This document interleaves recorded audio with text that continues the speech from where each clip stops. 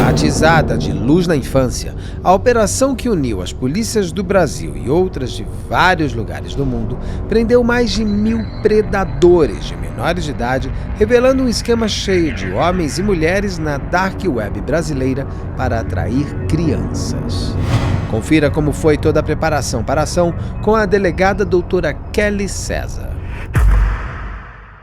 Diretamente de um dos endereços mais famosos do Brasil, de um dos principais cartões postais da cidade de São Paulo, e com as transmissões feitas dos nossos estúdios na Avenida Paulista, eu sou Beto Ribeiro e este é o Crime S.A. Olá, sejamos todos muito bem-vindos. Por favor, não deixe de se inscrever, curtir, compartilhar, ligar sininho, marque nas suas redes sociais, nos marque nas suas redes sociais. Inclusive a doutora Kelly, que está aqui lindíssima. Eu adoro essa cor, que é um roxo, é um... O que é um... Eu chamo como? É um roxo, não é? Roxo. Eu adoro. E se puder, seja membro. Se não puder, tá tudo certo. Deixe você bem com a gente até o final desse vídeo. Inclusive, Saulo, vamos mostrar aqui. Temos convidada, temos a Fernanda. A gente está abrindo também para as pessoas virem assistir às gravações. Então, se você quiser vir assistir a gravação, Fernando, no final você pode fazer uma pergunta se você quiser, eu te chamo. Se eu não te chamar, me lembra, porque não estou acostumado a ter gente aqui durante as gravações. Então, se você esquecer de falar, eu queria perguntar, você me lembra. Então, e doutora, é um prazer ter você de volta. Muita gente pediu, a gente já tinha até combinado. Eu falei, que bom. Já tínhamos combinado esse retorno e eu fico muito feliz. Sempre que você quiser vir aqui contar histórias, porque eu acho que essa aproximação da polícia com as pessoas se faz com a polícia conversando com as pessoas. Eu que agradeço. Eu fico extremamente lisonjeada com o convite e com os convites, né? Porque já foram 2. Mas eu acho que o principal é poder fazer com que a polícia se aproxime da sociedade através do cargo que eu exerço e das minhas falas trazer auxílio para alguém, orientação, fazer com que as pessoas enxerguem o nosso trabalho.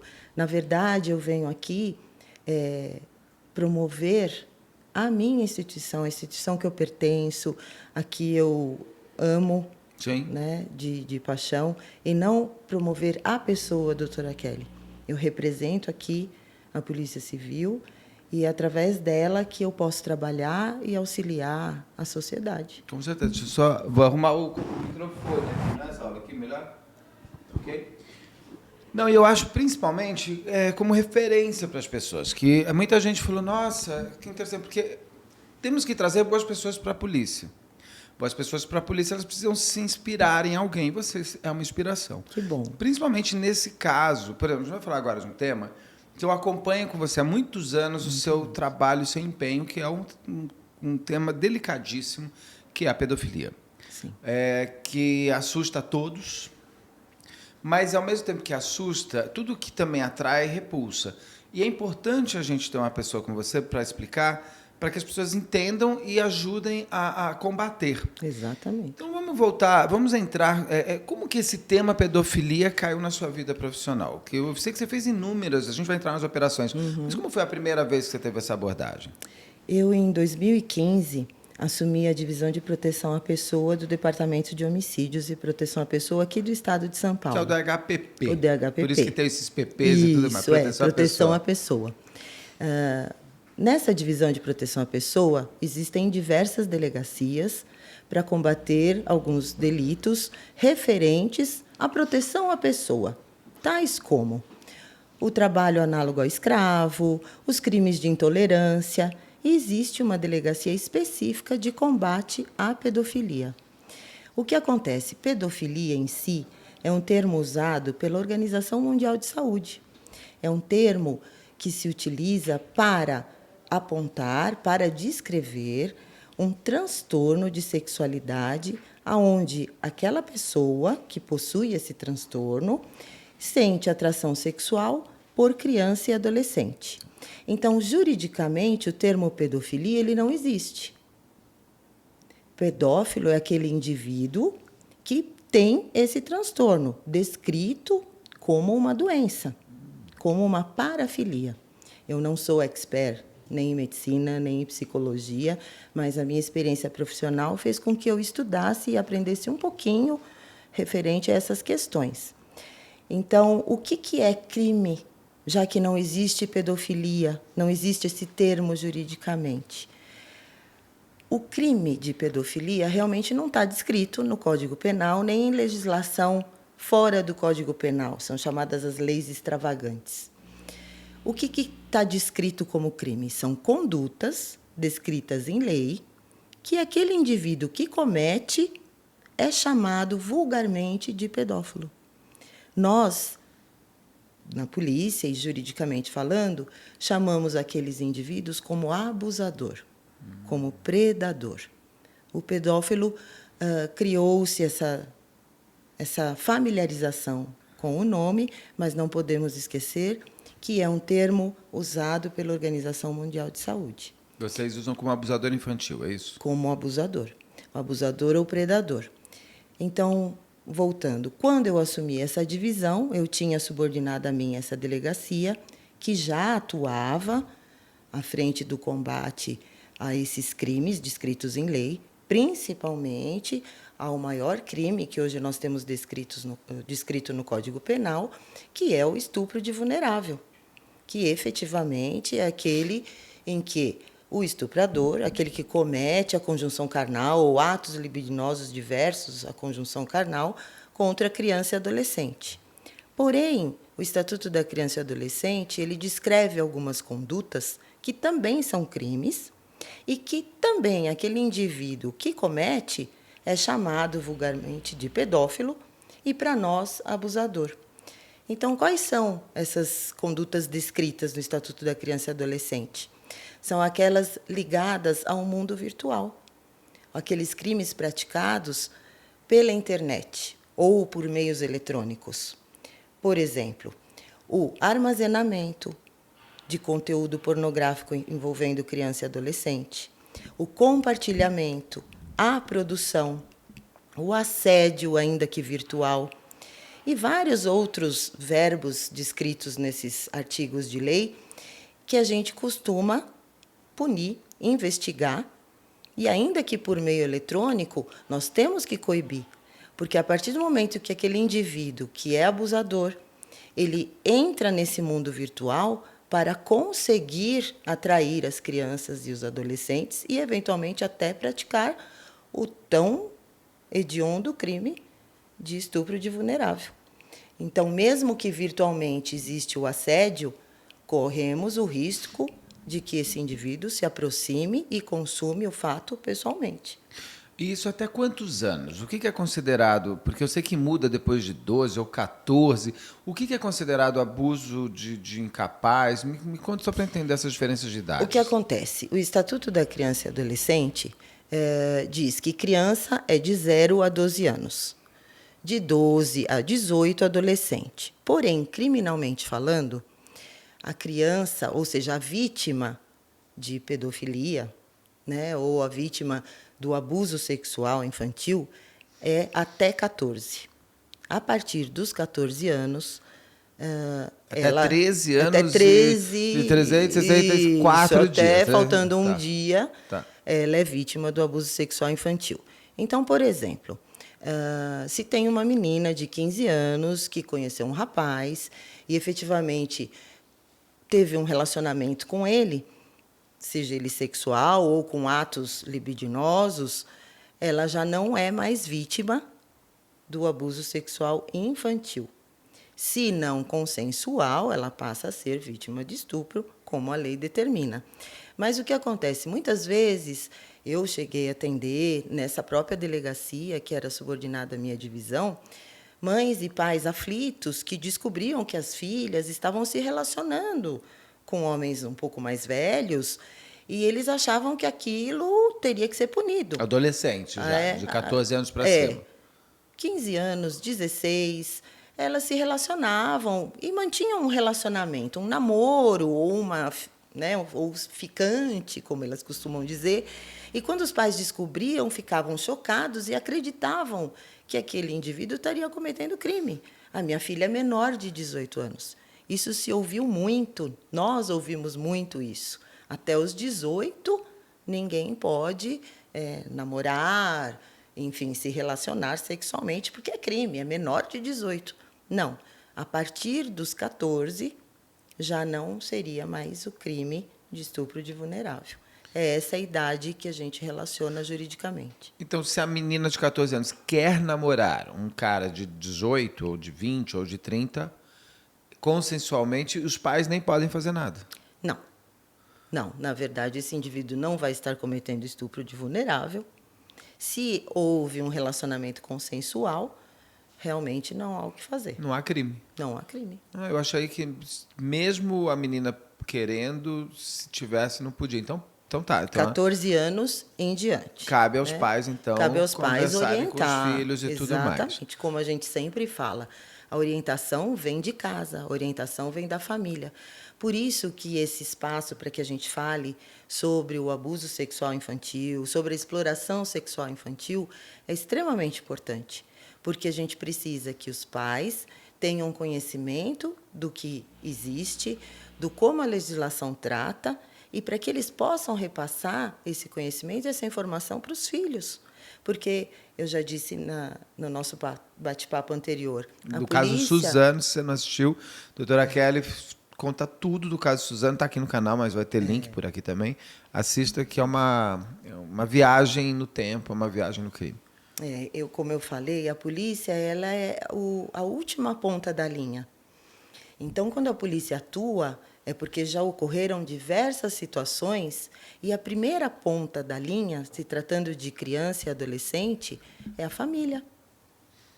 É a família onde ela tem que passar informações, lógico, de acordo com a idade de cada criança e adolescente, mas nunca deixar a criança alheia ao que efetivamente ocorre no mundo real. Quanto mais informada, mais ela sabe se defender. Quanto mais informada e quanto mais ela entender que os pais podem passar essa informação e automaticamente ouvi-los quando houver um problema, eu acho que a polícia vai atuar muito menos, porque vai ter uma rede de proteção. Essa rede de proteção envolve a família, a sociedade, a escola, todos que têm aquele universo rodeado de crianças e adolescentes. E a polícia acaba atuando ali na ponta da linha, quando efetivamente a gente não conseguiu coibir anteriormente com a informação. Doutora Kelly, a gente vai entrar nas grandes operações que vocês fizeram, que são de números assustadores de você imaginar tudo que acontece.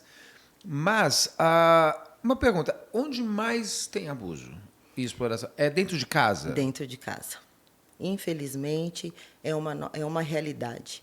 Quando falamos dentro de casa, nós falamos desde parentes diretos, pais, mães, e eu gostaria de ressaltar aqui, não é só o homem, mães, a figura de sexo aí, né? feminino, masculino que abusa. Mulheres também são abusadoras. De meninos e de meninas. De meninos e meninas. Então, dentro de casa, podemos encontrar, sim, o pai, a mãe, ambos. Isso eu falo pela experiência profissional que eu tive. É estarrecedor. Porém, nós podemos encontrar tios, avós, padrastos, madrastas, aquelas pessoas que frequentam a casa, amigos muito próximos. Isso tudo é o ambiente familiar e pessoas próximos à criança. Dentro de casa, nós podemos englobar também aqueles profissionais em que tem a criança sob os seus cuidados. Professores, instrutores de esportes, pessoas que lidam com as crianças, que estão ali numa posição de cuidado e de educação, também podem ser abusadores. Na minha experiência, junto com a minha equipe, nós nos deparamos com profissionais de diversas áreas. Médicos, advogados, professores, até policiais.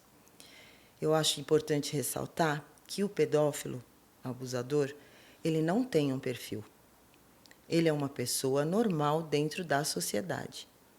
Ele é um indivíduo que muitas vezes é casado, tem um relacionamento sério com um parceiro, tem uma vida normal, é um profissional de sucesso, muitas vezes é pai, E, de repente, ele se depara com, efetivamente, um transtorno.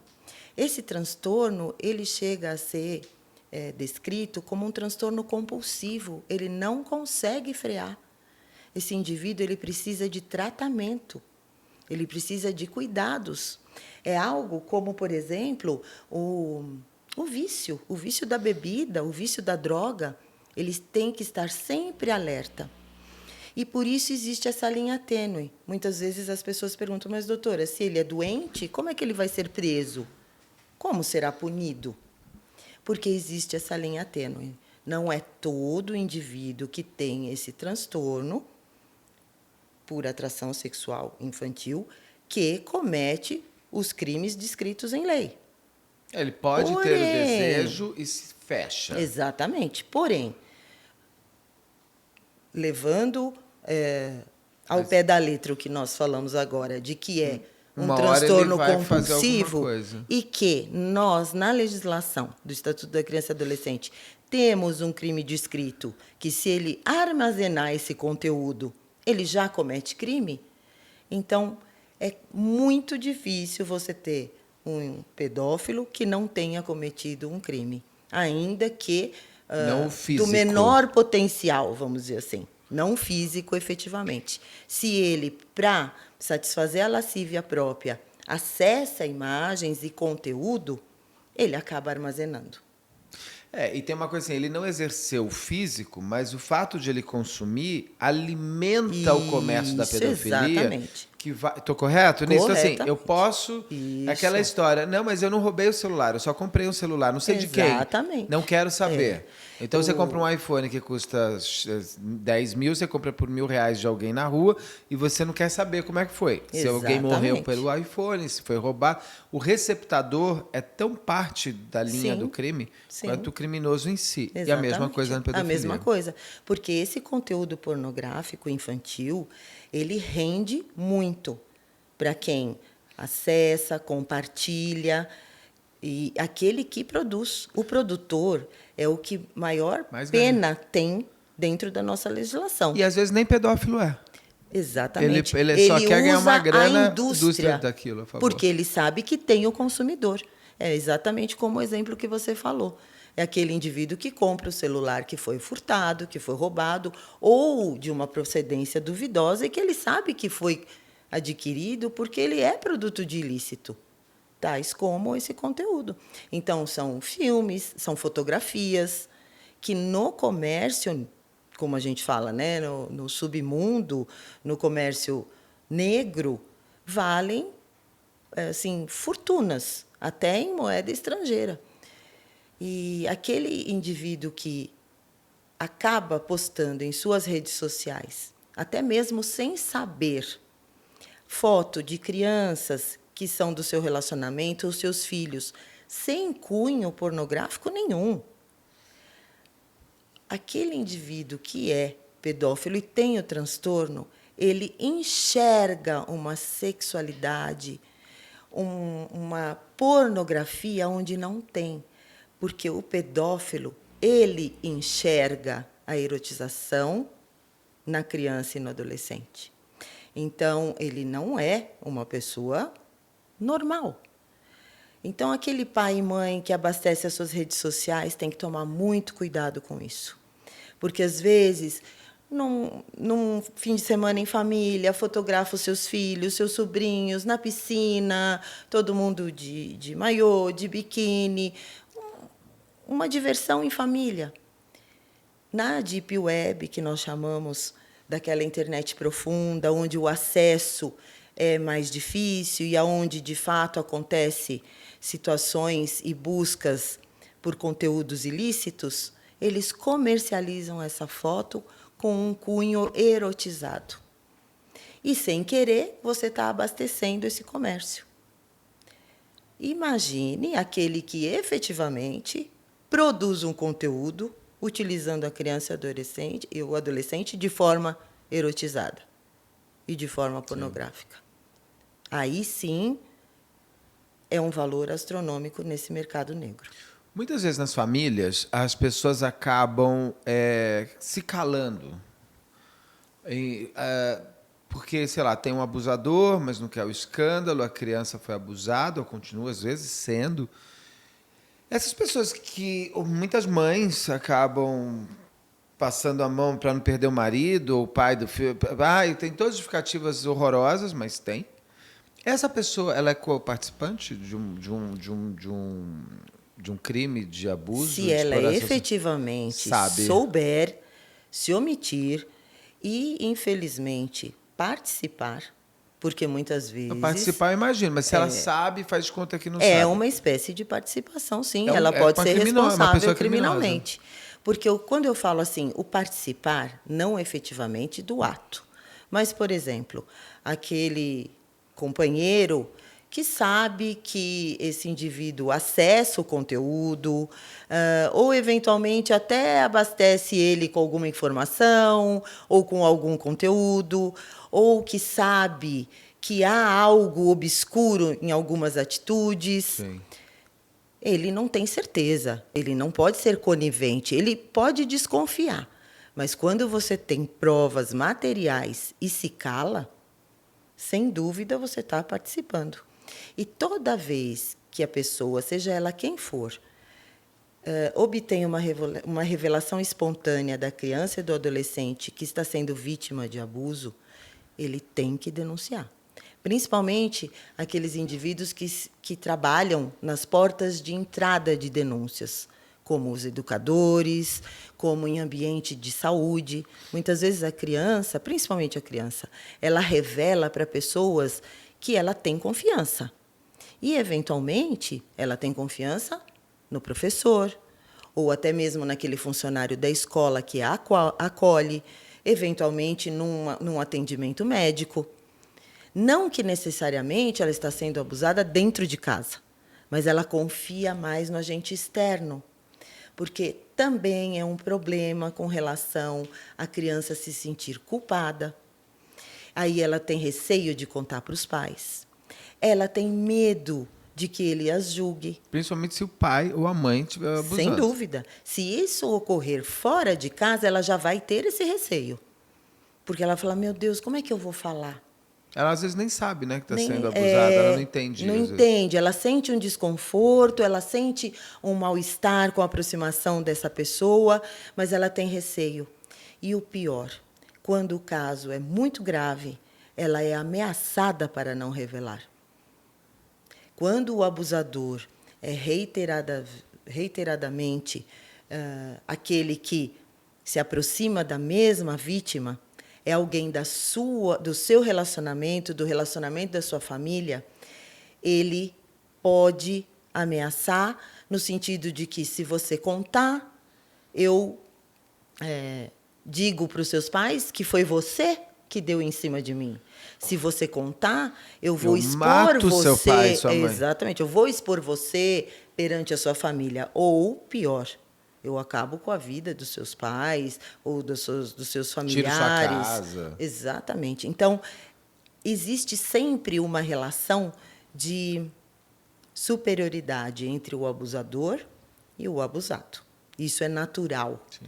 E essa criança se intimida extremamente na hora de revelar, seja para quem for. Então, para ela ter essa revelação espontânea, precisa ter um laço de confiança muito grande. Ela tem que se sentir acolhida, ela tem que se sentir respeitada e, principalmente, ela tem que ter certeza que vão acreditar nela, porque senão ela se omite. E aí os sinais vão ser outros. São físicos, emocionais, e a coisa vai se agravante. E eternos. Prescreve crime de abuso, exploração infantil? O crime hediondo, ele não prescreve. Não é passível um crime de prescrição. É um crime hediondo, mas o abuso sexual, quando falamos do estupro de vulnerável. Sim. Vamos supor, se uma pessoa foi violentada na infância, na adolescência, e o pai e a mãe não fizeram nada, vou te perguntar o que um adolescente pode fazer se ele estiver assistindo, porque a gente está tendo adolescentes assistindo. Sim. Acho bom quando o adolescente... E eu gosto que no canal, como a gente não faz... E tudo, assim, não estou questionando quem faz, estou só dizendo que aqui não é assim. A gente não é nem sensacionalista, nem técnico demais. O que a gente tenta é no comportamento.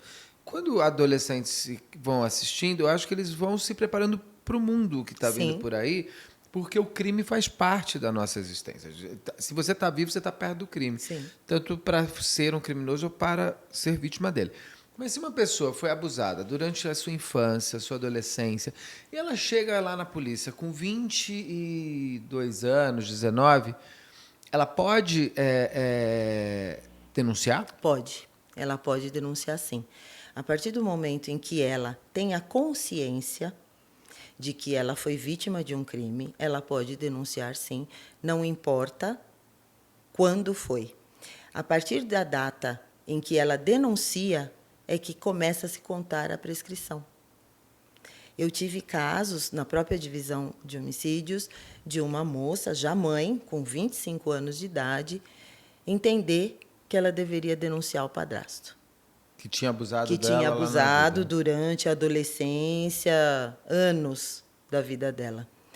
E ela havia engravidado desse padrasto.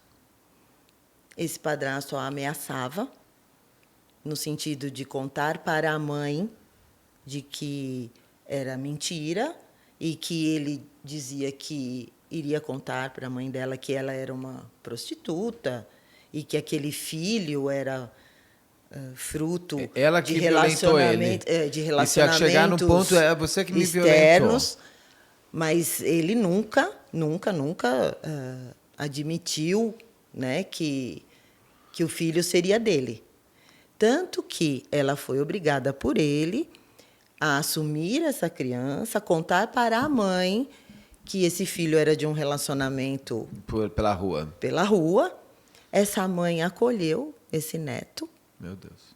criou esse neto, até 15, 16 anos, sem saber de nada. E ela foi apresentada ao filho como irmã.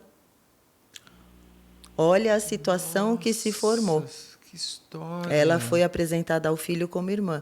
Então, ela sempre se relacionou com o filho, Que é um resultado de um... o resultado de um abuso estupro. sexual, exatamente, de um estupro Coitado pelo desse menino, padrasto. Esse menino também... Bom, Mas, sabe, a gente vê, diante de tanta tragédia e uma situação tão crítica, que, no fim da história, nós tivemos uma surpresa tão grande. Qual? Porque o amor que essa avó, sem saber que esse filho da filha era resultado de um abuso de um homem que era parceiro dela.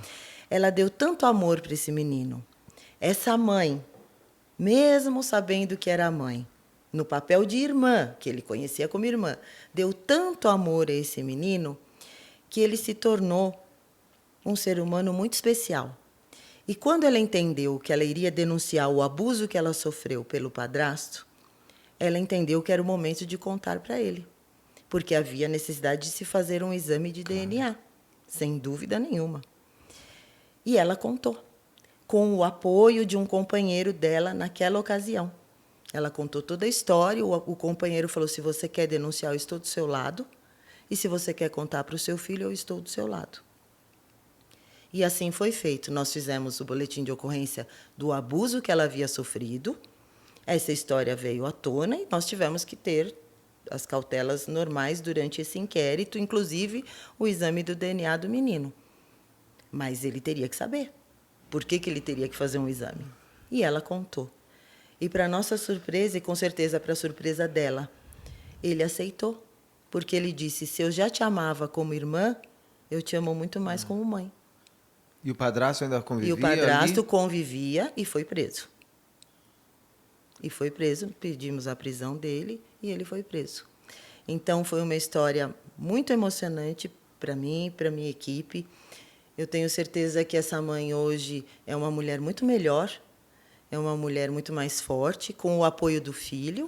Com o apoio da mãe também? Com o apoio da mãe. Quando a mãe descobriu, ela não negou? Ela não negou. Ela só deve ter ficado muito Ela ficou arrasada muito decepcionada. de não ter visto o que a filha passava. Exatamente. A única coisa que ela ficou triste foi porque o filho resolveu ir morar com a mãe. Porque daí passou a ser neto. Porque aí passou a ser neto. Mas não tenho mais contato, Sim. não tive mais contato. Isso já fazem alguns anos. Mas eu espero que realmente essa família tenha se reestruturado. E o que a gente percebe, o amor, a informação, a coragem de uma mulher já com os seus 20 e poucos anos, resolver denunciar, faz toda a diferença. E eu contei toda essa história para que incentive. Sim, Né? é por Para isso que que eu as perguntei pessoas assim, possam... a pessoa pode ter sofrido a infância e a adolescência, mas ela tem uma vida inteira pela Tem frente. uma vida inteira. E a sensação que eu tenho é que a cicatriz vai existir, mas a ferida continua Sem aberta se dúvida, você não sem fizer dúvida. nada. É um fantasma O que te remédio assombra. para se criar uma cicatriz e fechar isso é você ter a sensação de justiça ou de Isso. que você entendeu que você é a vítima. Exatamente. Que também tem uma inversão muitas Tem vezes. muito, porque a sociedade, muitas vezes, por desconhecimento ou por Por um machismo questões, também. por questões até culturais, ela acaba entendendo que não, mas ela deu causa. Não, aqui não, também sai ela com essa provocou. roupa. Olha a roupa que ela tava. Exatamente. Ela quer o quê? Isso é Que não muito faça triste. nada. Quando Também nós sai com nos essa deparamos- saia. é, Você quando sai com nos essa saia, tá deparamos. pedindo. Não tem Quando uma- nos deparamos, essas falas, infelizmente, machistas, machistas, misóginas. aonde nós vemos que o comportamento da mulher ele é julgado pela roupa que ela veste, pelo gosto musical, pela postura que, aos olhos dos outros, não condiz com o que efetivamente ela é, com os padrões morais que ela tem. Também com a fazendo criação essas que ela teve. dancinhas aí, Exatamente. o cara não aguenta. Que é dentro de casa. Então Dentro você de casa. leva para dentro de casa uma adolescente que está fazendo a sua dancinha do TikTok, independente se eu gosto ou não. Sim. Ela é o direito que lhe cabe. Exatamente. E eu digo assim, não, o fato que a pessoa está pelada não significa que você pode pôr a mão nela. E no caso ali, parece que vai... Porque tem mães também que justificam os abusos que a sua filha ou seu Sim, filho sim. sofrem em decorrência de você provocou. Sim. O ser humano é muito complicado, né? Para julgar o outro e julgar a postura dos outros é muito fácil. Aí, quando sente na própria pele, é que vai refletir, Sim.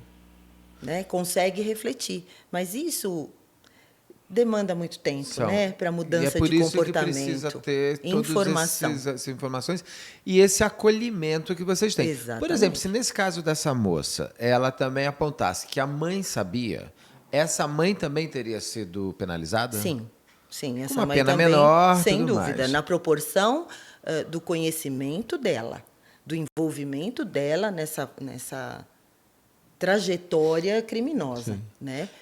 Mas essa moça foi uma questão muito emblemática para nós, de vermos a coragem. Fica aqui o convite, se ela estiver assistindo, ela quiser contar a sua história, porque eu acho que isso, uma história dessas só desperta no outro a possibilidade de ter um futuro como o dela. Sim, Eu acho que é sempre espelho, e um bom espelho. Um bom E a espelho. gente precisa ter boas referências. Ela seria uma boa referência porque, infelizmente, isso dúvida. acontece muito.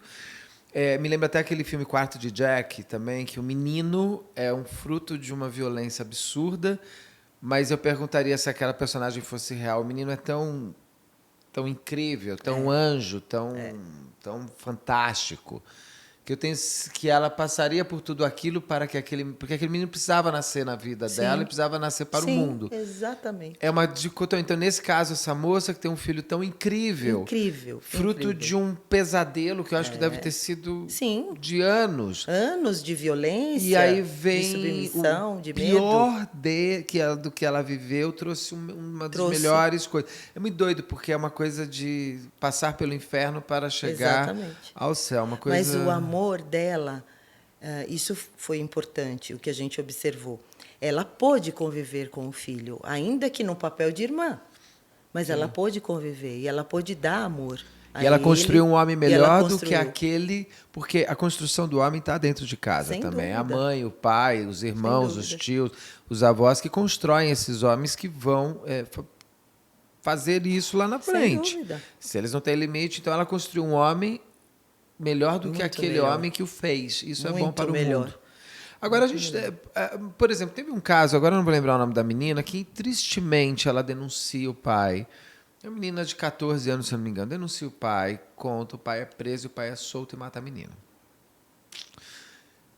No caso desses, por exemplo, quanto que é a pena de um homem? Eu não sei nem se você sabe tudo isso, assim. Na verdade, mas, assim, a dosimetria da pena, ela envolve todos os crimes que aquele indivíduo cometeu.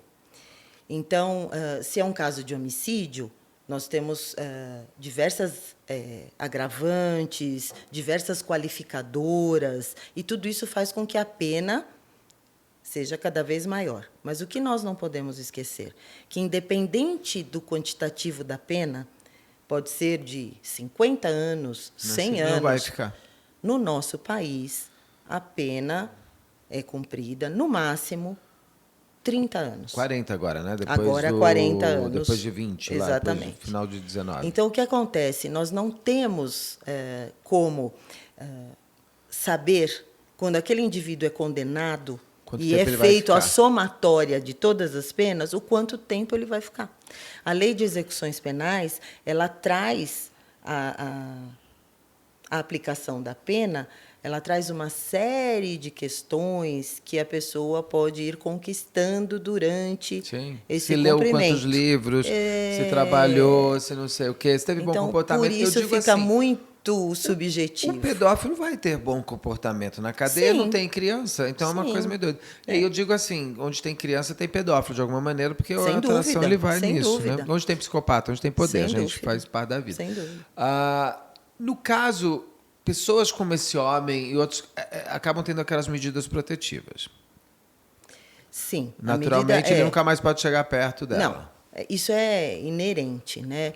Aquele indivíduo que é o abusador, que é o autor de um estupro de vulnerável, ele realmente não tem mais como se aproximar, né? Ele acaba sendo condenado, vai cumprir uma pena e não pode se aproximar novamente da vítima. Mas Da a medida protetiva é um mesma papel, vítima. né? Mas são questões e De que, quanto- no caso, por exemplo, da Lei Maria da Penha, e a medida protetiva faz com que aquele agressor, se aproximar e for denunciado, ele pode ser autuado em flagrante pelo descumprimento da medida. Vai ter algum aplicativo que seja rápido de ver se a pessoa está se aproximando da outra? Existe Alguma em algumas coisa? cidades, Em São já Paulo tem, não? em São Paulo tem, na Grande São Paulo tem, e quem faz essa fiscalização é a Guarda Civil Metropolitana. É um aplicativo que você baixa e vê onde a pessoa... Exatamente. Na verdade, Mas tem que ter a é como se tornozeleira. fosse um botão de pânico. Não. Se você tem a medida protetiva e você vê que o seu agressor está se aproximando, foi te procurar, você aciona e a viatura chega Pelo imediatamente aplicativo. pelo Qual é o aplicativo? Você sabe? Eu vou pesquisar por aqui. Na verdade, cada região Tem tem o seu, mas é só procurar junto à Guarda Civil Metropolitana que eles orientam, porque são eles que fazem o primeiro atendimento. o primeiro atendimento. Muitos chamam de Patrulha Maria da Penha. Eu conversei com várias mulheres, eu já conversei também, que falam que às vezes a medida protetiva acaba acelerando o fim, porque o cara fica mais irritado ainda. No caso de pedofilia, isso também acontece? Quando se consegue ter a medida protetiva, o pedófilo ele se afasta mesmo? Ou ele... Na verdade, no caso de pedofilia... Pedofilia que eu digo de abuso e exploração infantil de adolescente. No caso, por exemplo, dos crimes, né, que são ditos como pedofilia, elencados no Estatuto da Criança e do Adolescente, que são mais ligados a essa parte de imagem, de conteúdo pornográfico, não há medida protetiva. Tá. Porque é uma coisa mais... Outra história, porque é num outro não pode chegar campo. perto de qualquer criança. Então. É num outro campo. Agora, quando a gente fala de uma tentativa de estupro de vulnerável, aí sim, efetivamente, vai-se... o legislativo, né, o judiciário, na verdade, quando impõe uma pena, automaticamente já está dizendo, olha, você se afaste. Porque caso ele se aproximar novamente, tentar novamente cometer o crime contra a mesma vítima, sem dúvida, a pena vai se aumentar. No caso esse caso dessa moça que você trouxe aqui, a grande prova dela era o filho. Sim, a grande prova dela era o filho. Sim, ele tem Não 16 tinha outra anos. prova. Diminui minha idade. Eu tenho 25, ele tem 16, então praticamente ele fez Exatamente. Ela teve filho com 10, 11 anos. Porém, tem a questão de que esse padrasto, sem dúvida, alegava que eles tinham um relacionamento de forma consensual. Ela teria menos de 12, mas não ela pode. teria menos de 12. Nem pode. Então, nada do que ele dissesse e trouxesse aos autos valeria como Pra ele. defesa. Agora, uma pessoa que tem esse tipo de assédio durante a sua vida e tudo mais, uma pessoa de 14 anos que esteja vendo isso hoje e ela não consegue sair, que tipo de provas ela tem que ter? Porque também tem pessoas que mentem. Tem. E vocês precisam investigar. Sem dúvida. Por conta de fazer a justiça, não é justiceira. Você Sim. precisa entender, porque tem Sim. gente que é vingativa, é maldosa. Sim. Também tem mulheres que gostam. Tem o caso de uma mãe que o pai ficou preso 10, 12 anos, eu estou tentando entrevistar esse homem também, que ela fez as filhas falarem que ele violentava as meninas. Não foi feito o exame de corpo dele, nada. Acreditou-se na boca. E as meninas falaram. Quando as meninas crescem, você viu esse caso? Elas falam que aquilo era mentira da mãe, que elas foram reorganizadas para aquilo e elas conseguem inocentar o pai. Sim. Então, fazer a prova é importante. Sim. Que tipo de prova? Se uma pessoa com 20 e poucos anos chega hoje na delegacia e fala: eu fui violentada minha infância e minha adolescência inteira, vocês vão buscar para comprovar se aquilo é uma vingança, eu odiava meu padrasto, quero mais que ele seja preso, ou não, ele realmente era um violentador? Ou meu irmão, ou qualquer coisa. Na verdade, o que a gente tem que se basear? Primeiro, no relato dessa vítima. O que ela nos traz para que a gente possa ir buscar. Existe prova testemunhal? Ela confidenciou para alguém Durante o processo? Uma amiga, alguém conhecido, alguém que ela confiava? Bom, se houve ou não houve esse relato, aí nós temos que ver, lógico, no contexto familiar, o que acontecia durante esse período da violência. Se houve uma separação dos pais, se não houve, como era esse relacionamento dentro de casa. Então, nós vamos ouvindo pessoas que possam vir corroborar. Nós temos que entender se uma das partes desse relacionamento tinha tanta raiva com o término desse relacionamento que poderia vir a se vingar. Se ele tinha falas ou ela de vingança, porque assim, nós vimos também nessa delegacia especializada casos de o pai ou mãe tentarem vir expor algo referente à outra parte, mas num contexto geral você via que era a dissolução de um lar, era uma separação, e havia aquela questão de você querer desmoralizar a outra parte e se vingar, principalmente se esse relacionamento foi desfeito por conta de uma outra pessoa envolvida. Então, nós íamos investigar, e sempre o que acontece, a Polícia Civil, ela é a polícia judiciária, ela faz esse trabalho. Então, nós temos que nos basear em lei, tudo é feito legalmente. Aí, a nossa ferramenta de trabalho é o inquérito policial. Qualquer denúncia, nós instauramos inquérito. Não quer dizer que alguém já está sendo acusado de algo. Você tem pessoas que são averiguadas, suspeitas. E no bojo desse inquérito é que nós vamos colhendo provas. Se não há provas materiais, com exames de corpo de delito, questões periciais, nós vamos através de provas testemunhais. E a verdade vem à tona. Nós não temos que ter pressa. O inquérito, legalmente, ele tem um prazo, nós temos que solicitar a dilação desse prazo junto ao Ministério Público e ao Judiciário, porém, ele pode ir se estendendo para que a gente tenha certeza de também não colocar ninguém inocente na cadeia. Mas sabemos que há casos de que, principalmente adolescentes, são usados por uma mãe ou por um pai para que haja uma vingança e que realmente a prova, se é um adolescente, se ele afirma que isso aconteceu com tamanha certeza e veemência, inclusive nesse caso que você falou, são duas irmãs, ambas traziam a mesma versão, mesma narrativa, e a né? narrativa coerente, fica muito difícil você simplesmente ignorar. O trabalho da polícia ele vai até o término do inquérito policial.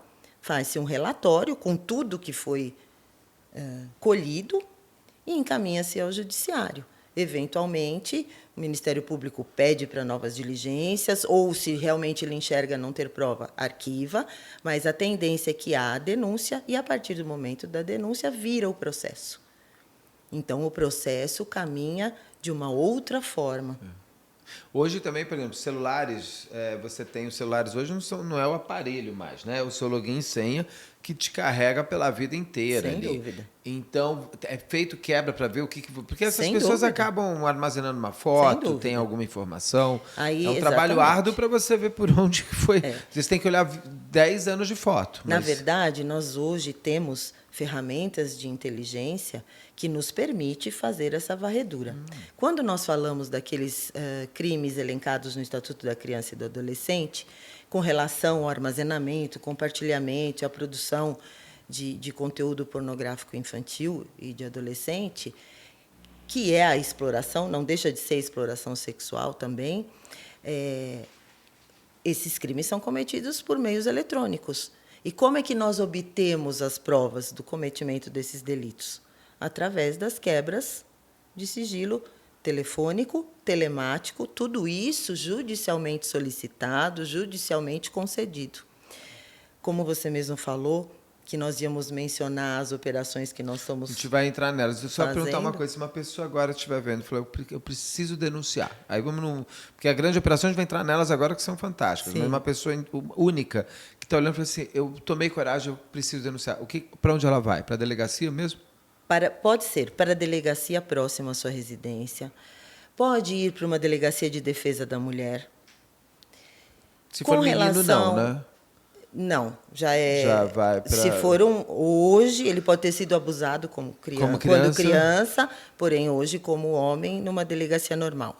A delegacia especializada de combate à pedofilia, ela fica restrita aos casos de autoria desconhecida, quando você efetivamente não sabe quem O foi o DHPP autor. tem essa função. Tem essa quando você característica. Não sabe quem foi isso. Mas hoje todas as delegacias têm competência e expertise para investigar esse tipo de questão. As delegacias de defesa da mulher, quando a vítima for mulher, existe um acolhimento e um preparo um pouco maior. E se a pessoa pegou no celular do seu filho uma conversa, aí vai para a delegacia do HPP, porque você não sabe quem é aquele cara. Exatamente. Ou aquela cara, para Isso, descobrir quem é, aí exatamente. vai no Porque DHPP. você não em São sabe Paulo, quem cada estado seria, é de um jeito. quem seria o autor daquele assédio ou daquele abuso praticado pelo meio eletrônico. E aí vamos para as operações, que eu vi algumas coisas, eu fiquei impressionado. Eu não vou falar o nome do policial que você me apresentou, eu vi ele naqueles... porque vocês se enfronham em tudo para descobrir. Isso. Como que essas operações grandes de pedofilia, que você fez quantas? Umas 4, 5, 6? Não, Quantas? eu 2, fiz 3? 10. 10, olha eu. 10 achei que 5 era mais. operações. Você fez 10 grandes operações. Como é que funciona? Essas operações iniciaram-se em 2017. São operações que foram deflagradas pelo Ministério da Justiça. São operações nacionais. Elas chamavam-se Luz na Infância. Então, todas as polícias civis de todos os estados da federação participavam dessa operação. Por quê? Existe no Ministério da Justiça um laboratório cibernético, um laboratório de operações cibernéticas, aonde eles fazem um monitoramento de redes sociais e de acompanhamento de chats de conversa, tanto na Surf Web, como Surf se Web fala é essa que a gente vulgarmente, usa, é o que nós a gente entra usamos. ali no Safari, no Isso, Google que nós Chrome, a gente temos vai as navegar. ferramentas Põe lá legais wall.com.br, as coisas normais. para Essa é a Surf busca, Web. como na Deep Web, que usam ferramentas de busca já não Já lá embaixo. visíveis e permitidas. Então, esse laboratório ele faz esse monitoramento e, a partir do momento em que ele detecta conversas, troca de mensagens, troca de conteúdo, ele starta um sinal e verifica de onde vem e para onde vai. Com essas ferramentas, nós tivemos também acesso a mais formas de investigação usando meios eletrônicos, porque houve um convênio entre o Ministério da Justiça e a Embaixada Americana para que formasse policiais para investigar nessa realidade virtual casos de troca de conteúdo pornográfico infantil. A troca de imagens, de filmes, qualquer conteúdo envolvendo isso. Quando viu-se que a demanda era muito grande, o Ministério da Justiça entendeu, vamos fazer uma operação nacional. E assim começamos a monitorar. Nossos policiais, eu digo nossos aqui da Polícia Civil do Estado de São Paulo, por sermos de um departamento que tínhamos uma delegacia especializada de combate à pedofilia, fomos chamados para fazermos esse curso e, posteriormente, seríamos agentes multiplicadores para outros policiais terem acesso a essa ferramenta. É uma ferramenta extremamente séria, é concedido senha. Para que seja concedido senha, há uma investigação social do policial que vai receber essa senha. Nada é feito de forma aleatória. Então, os policiais daquela delegacia especializada, nós, da divisão, fomos fazer esse curso. Tivemos acesso à ferramenta, tivemos acesso à nossa senha, para que, dentro do nosso estado, nós pudéssemos iniciar essa varredura e esse monitoramento, junto com o Ministério da Justiça. A partir de então, todo o aparato que é utilizado para fazer essa busca vai identificando alvos, chamamos de alvos. E esses alvos nós conseguimos identificar que está baixando, armazenando e compartilhando esse conteúdo. A partir daí, formalizamos um pedido ao Poder Judiciário para que seja concedido o mandado de busca e apreensão. E aí iremos até ao endereço que está instalado aquele IP. E lá nós vamos buscar todo o equipamento eletrônico para ver se realmente ali há esse conteúdo armazenado e o compartilhamento. E também ver se tem coisa impressa, Sem livros, dúvida, essas tudo, coisas. tudo. O mandado de busca e apreensão, quando é concedido, ele engloba o quê? Qualquer equipamento eletrônico que pode ser feita a varredura, a apreensão, como também qualquer objeto relacionado à pornografia infantil. Eventualmente, como você falou, figuras impressas, fotografias, livros. Nós nos deparamos até com materiais onde você vê que realmente aquela pessoa tem a atração sexual por criança. E materiais em que eles usam para atrair as crianças para aquele ambiente. Brinquedos, roupa doces, roupa infantil. Isso é um universo muito grande.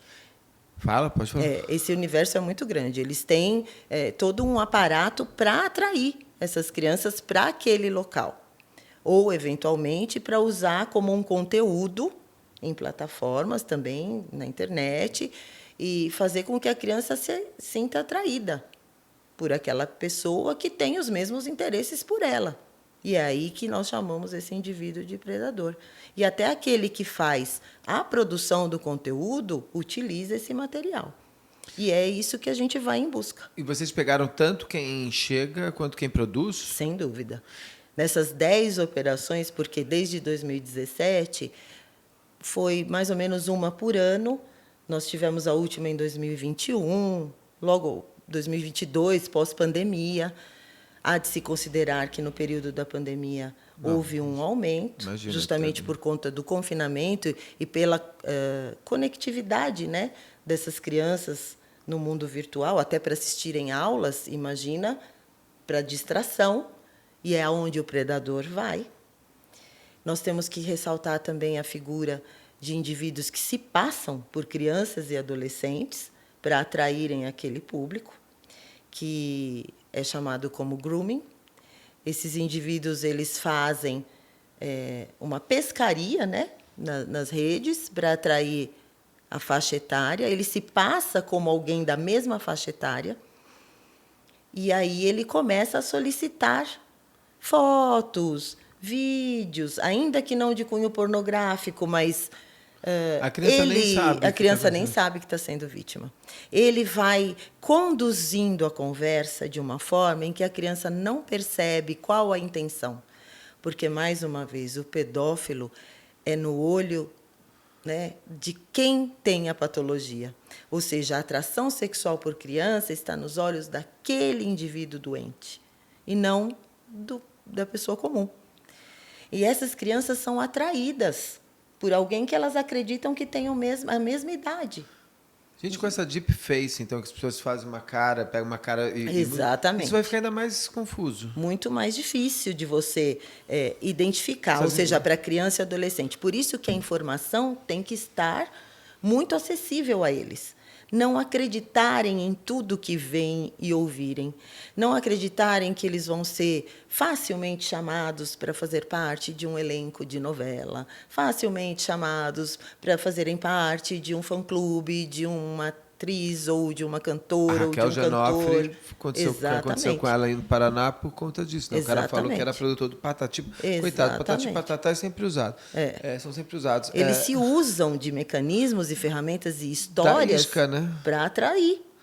E aí, depois de conquistada a confiança, eles solicitam fotos um pouco mais eróticas, um pouco mais até pornográficas. E quando já tem todo esse material, eles se revelam, ou seja, se revelam não a face, se revelam como aquele indivíduo que, caso a criança ou adolescente não façam coisas que ele esteja mandando, ele vai divulgar, principalmente para os pais, e nas redes sociais. Vira uma chantagem. Aí é uma chantagem, é uma extorsão.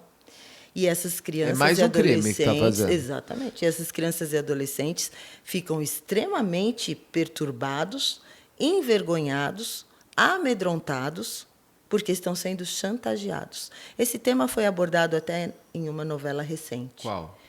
Uma última novela das 8, que eu não sei o nome, mas foi abordado. Inclusive, tinha a figura de uma delegada da Polícia Federal que coibia, que era da Giovanna Antonelli. Antonelli deve ser da Glória Pérez. Provavelmente. Eu não sei. É da Você Glória sabe Pérez. o nome da novela? Eu não sei. Eu não lembro o nome da novela. Eu sei porque eu vi. Recentemente. É aquela que também teve o negócio do fake news, né? Usados do Guarujá. Exatamente. Não sei. Isso é uma realidade triste, mas que deve ser retratada. É importante que pais, mães e adolescentes saibam o que está ocorrendo. Estão falando aqui, travessia. Obrigada. É isso mesmo. Eu acho que esse assunto tem que vir à tona. E o que acontece? E esses mandos e desmandos, essas extorsões, geram para eles mais conteúdo para que eles possam também para que eles possam comercializar.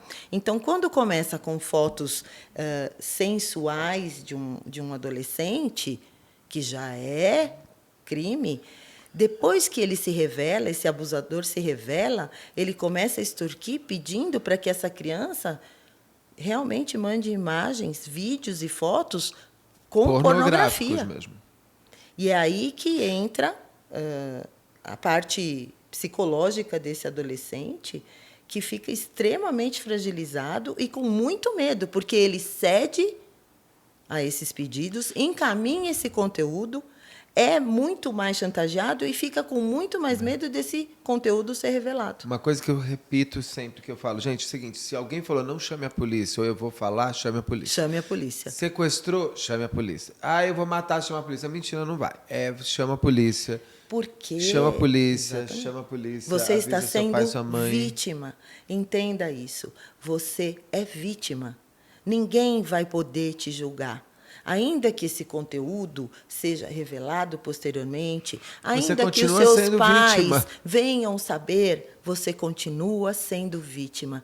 Ninguém vai poder te julgar. A polícia está para te auxiliar, está para prender, para punir esses indivíduos que cometem esses crimes. E quanto mais denúncia, mais possibilidade de prisão existe. Esses produtores, quando vocês chegaram lá, vocês também chegaram a locais onde eles levam as crianças para fazer ao vivo? Pergunto por conta de crianças desaparecidas.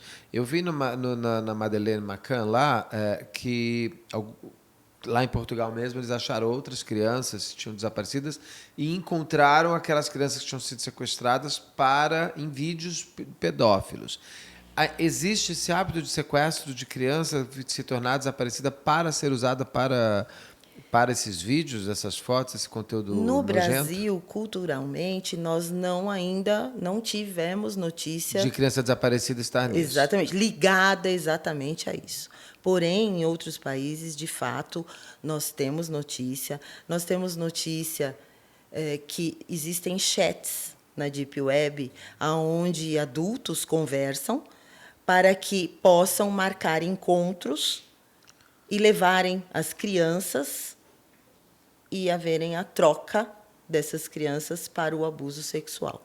Nós tivemos também, em virtude dessas operações que nós participamos, né, junto com o Ministério da Justiça, a possibilidade de fazermos um curso com a polícia francesa, porque uma dessas nossas operações chegou ao conhecimento da polícia de lá, que também usa a mesma ferramenta que nós, e eles entenderam que seria interessante trocarmos, né, conteúdo, figurinha e experiências. Conhecimento. E eles vieram até nós, fizemos um curso de uma semana, quase 15 dias, com os policiais franceses, e nós aprendemos técnicas novas também. Legal.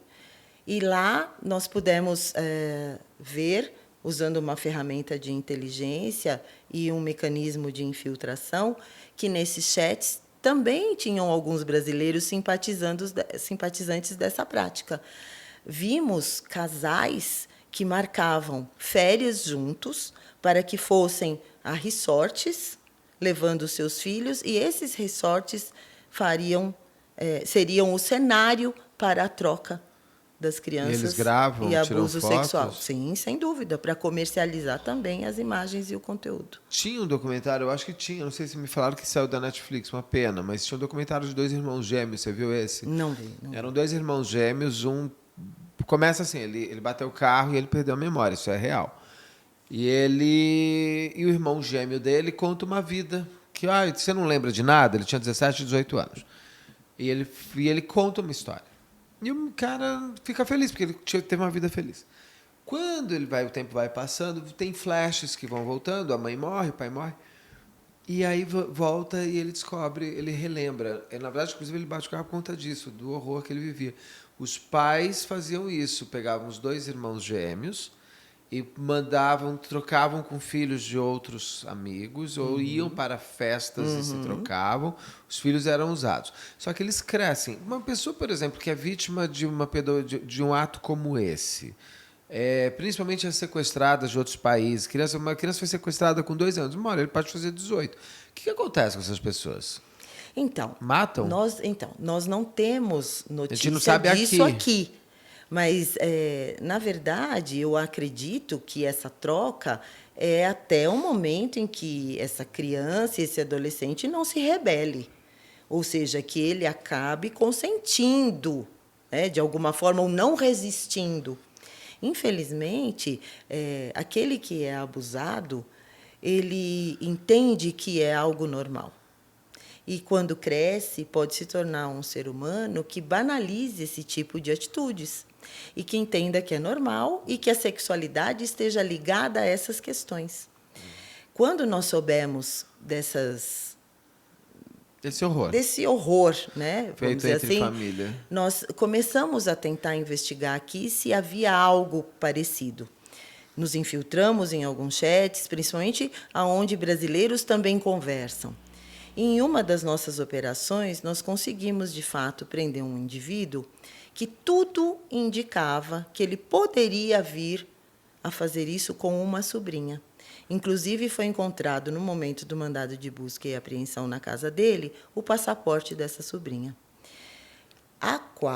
para a qual ele prometia levá-la à Disney.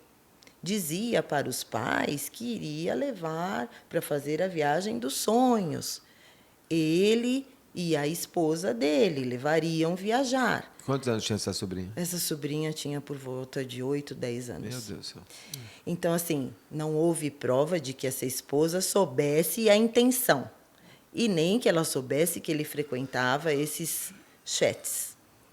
Porém, a apreensão do passaporte da adolescente nas coisas dele, na casa dele, nos levou a imaginar que, efetivamente, ele poderia vir a praticar esse tipo de atitude. Fora do Brasil? Fora do Brasil. Mas ele estava indo para a Disney mesmo ou era outro lugar? Ainda também não sabia. não tinha passagem. Tudo ficou no mundo Vamos fazer. No mundo dos mas vocês pegaram eles preparativos. conversando, Mas ele pegamos conversando ele no conversando. chat, falando que ia levar a sobrinha. Isso, exatamente. Jesus. Que estava tentando ver se os pais permitiam uma viagem com ela, e que aí ele mandava fotos da sobrinha, nada sensualizado. Mas ele já mandava foto, porque na cabeça do pedófilo aquilo já bastava para criar uma erotização. Você assistiu ao filme O Conto? Já. Da HBO, que é fantástico, da mulher... esqueci o nome daquela atriz fantástica que fez um monte de filme. Big Little Lies, a última série que ela fez, era fantástica. Ela ganhou até o Emmy por esse filme. Quem não assistiu, assista. Está na HBO Max. Ele que tem aquela história. Ela viveu uma relação de abuso sexual infantil e adolescente, mas meio que namorando o seu abusador. Exatamente. Tanto que eu sempre falo, mas você ainda coloca um cara deslumbrantemente lindo como abusador, você fica meio assim, mas você sabe que eu tenho chegado à conclusão de que foi uma boa tática do diretor, porque seria o olhar dela para o abusador. É o olhar dela. Porque o cara é deslumbrante, o cara é um príncipe encantado, ele é lindo demais. Você fala, gente, não sei se eu não pode estar namorando mesmo, mas não, talvez ao olhar dela, e era junto com a esposa dele, com a namorada dele. Que levava ela para o abusador. Porque tem essas mulheres que acabam... que atraem. Fazendo tipo aquele lá dos Estados Unidos que foi preso e se matou e ela acabou de ser presa. Tem aqui no canal, é óbvio que eu esqueci o nome dele, que é o... Eles fazem a ponte, né? Ela fazia a ponte para ele. Tem aqui no canal, eu falei desse caso, que é de um bilionário e ele levava as adolescentes para ele abusar. Quando eu digo nós, sempre a minha equipe, né? Os policiais envolvidos nessas questões e com essa expertise. Nós temos policiais que periodicamente vão a Brasília para fazerem parte de força-tarefa para levantamento dos alvos, não só aqui no estado de São Paulo, porque são policiais de todos os estados. Então, o Ministério da Justiça reúne policiais com essa experiência de todos os estados para que podemos deflagrar as operações. E o que é interessante que quando nós fazemos parte desses cursos, muitas vezes somos chamados para palestras em escolas com esse intuito, né, didático. E nas nossas palestras nós mencionamos, quando falamos do abusador, nós colocamos uma foto de um homem muito bonito, de uma mulher muito bonita, e perguntamos para aquele público nosso, que geralmente são adultos, educadores ou profissionais de saúde, e falamos, caso uma pessoa dessa sentasse ao seu lado num shopping e tentasse conversar com você, bater um papo, você se afastaria, você não conversaria, ou você tentaria conversar e travaria uma conversa? Você enxergaria perigo? A grande maioria não enxergaria. Por ser um homem ou uma mulher muito bonita, faria você se sentir atraído? A resposta é sempre positiva. Lógico que sim. Então, é exatamente esse olhar que o pedófilo tem. Ele enxerga a criança como um homem ou uma mulher muito bonita e efetivamente atraente sexualmente. É essa questão que a gente faz questão de mostrar, né? Essa dicotomia. Como que a pessoa vê. Ou como a pessoa vê. No caso dessas operações, chegaram a pessoas. Eu me lembro que teve um professor, eu li pessoas que tinham uma vida ilibada. Né? Senhores da sociedade, senhoras. Teve mulheres também presas? Tivemos mulheres. Nós tivemos um casal. E eles usaram. Mas, por exemplo, essas pessoas elas foram reveladas. Inclusive para as pessoas dentro da sua casa. Como é esse momento que vocês chegam na casa de uma pessoa que de repente tem mulher, filhos, isso, aquilo, ou marido e filhos, ou homem com homem, mulher com mulher, não importa. A sua sexualidade, o que importa é o seu desejo pela criança. E é revelado para quem está dentro daquele universo que aquele lobo mau estava o tempo inteiro do seu lado. Como é? É uma queda de mundo? É uma queda de mundo. Primeiro, a gente sempre tem uma orientação aos policiais no cumprimento dos mandados de busca e apreensão. É feito sempre uma palestra, uma orientação, porque, assim, quando nós vamos cumprir mandado de busca e apreensão na casa de um indivíduo que comete crimes contra o patrimônio, um ladrão, O proceder dos policiais é de uma forma. Quando nós falamos de um indivíduo que supostamente comete abuso sexual, é outra forma. Primeiro, porque realmente ele é acima de qualquer suspeita. Muito provavelmente ele é aquele indivíduo que, para a sua família, ele não cometeu crime algum. Então, nós temos procederes diferentes.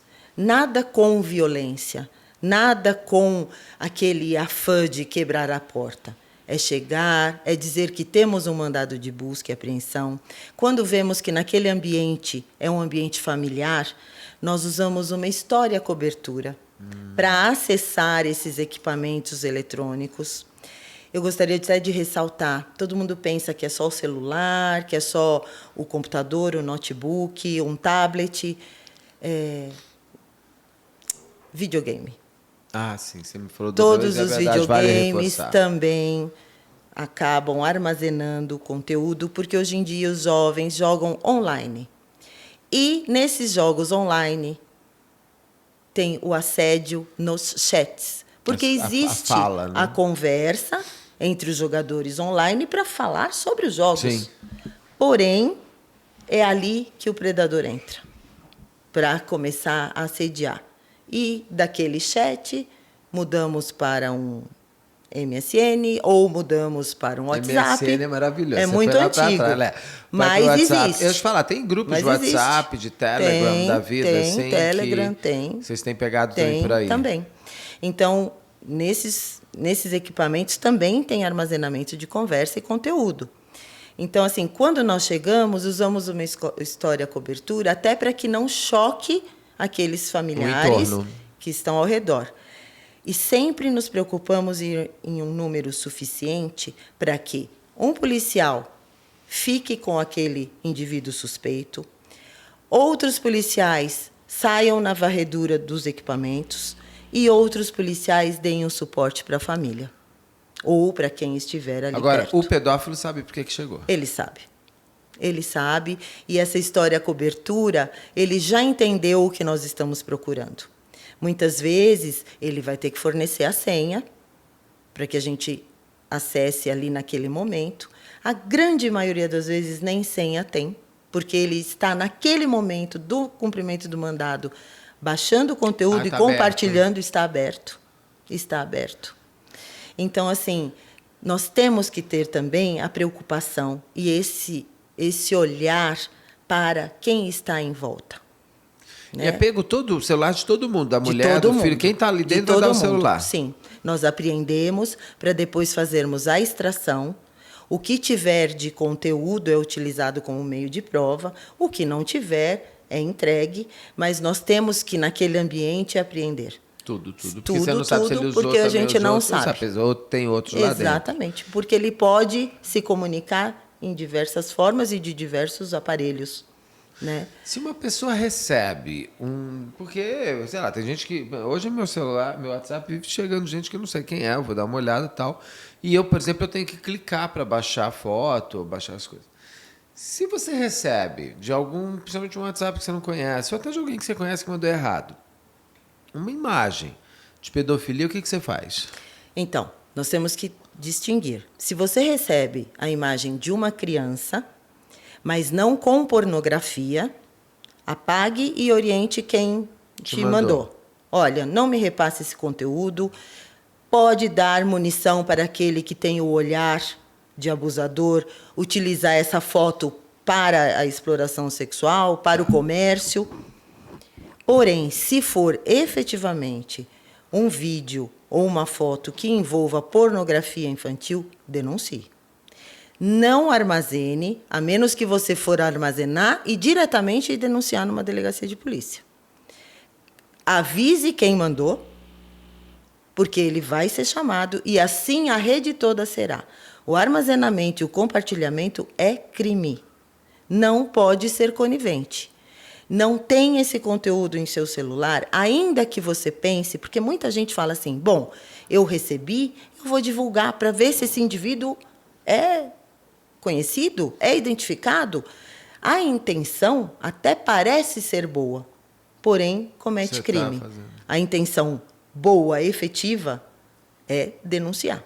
Porque você levando o seu aparelho com aquele conteúdo, nós vamos extrair e nós vamos fazer o caminho inverso, da onde ele partiu. E, eventualmente, até dependendo da foto ou do filme, identificar quem é aquela vítima, que é o mais importante. Sim. O importante das imagens para a polícia é conseguir identificar essa vítima. Porque nós estamos salvando uma criança a partir do momento em que a gente identifica essa vítima, e não só uma. Quantas outras esse produtor pode estar utilizando? Esse é o grande objetivo da investigação. Lógico, prender aqueles indivíduos que cometem o abuso ou a exploração de qualquer forma, desde a menor, que seria pelo meio eletrônico, até a maior, que é o estupro de vulnerável. Mas o salvar uma criança dessa condição de abusador é o que nos recompensa. É o que motiva, né? É o que motiva. Quantos abusadores, produtores... não sei se abusadores a gente vai saber, mas quantos produtores de conteúdo, receptores de conteúdo... Quantos, vamos chamar de pedófilos, foram presos nessas operações, essas 10? Nas 10 edições, nós temos... Qual é o nome mesmo? Luz na Infância. Luz na Infância. Aproximadamente, nós temos 1.450 indivíduos presos no Brasil. Nessas operações? Nessas operações, juntando todas elas. Porque, em média, nós pedimos 100, 130... Já houveram casos de pedirmos 200 mandados de busca e apreensão. Sim. Quando pedimos esses mandados, é porque nós já monitoramos o alvo. Já está ali, você já sabe. Então, é muito provável, e praticamente 99% de chance de chegarmos naquele indivíduo e conseguirmos o material. Existem casos em que o IP foi identificado, pedimos o mandado de busca, mas não conseguimos acessar o material por questões diversas. Sim. Não há ninguém naquele endereço mais, ou porque foi utilizado o Wi-Fi compartilhado. Isso também é muito perigoso. Não compartilhe seu Wi-Fi. Não compartilhe seu Wi-Fi, porque o abusador pode usar a sua rede para baixar esse conteúdo. Aí ele está mais em segurança ainda. Acaba. Mas nós temos outros mecanismos para chegar até lá. Mas essas operações, elas realmente nos deram muitos frutos.